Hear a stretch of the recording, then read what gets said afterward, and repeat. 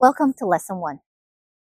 If you feel like you're not cut out for success because you can't push anymore, or you're feeling off and wondering if it's just in your head, the truth is your body is wise and constantly tries to protect you. You are not broken. You are burned out. And simply rest is not going to fix it. Why? Burnout is not just exhaustion. It's what happens when your nervous system, designed for short bursts of survival stress, is being forced into long-term overdrive without time to recover. A simple analogy will be being chased by a lion. Say a lion is chasing after you. Your nervous system gets activated and tells your body to run. Once you outrun the lion, your nervous system returns back to the normal, calm state.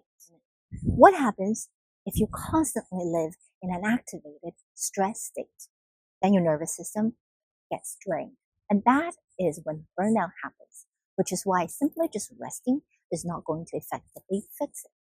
In the next lesson, I'll explain in details.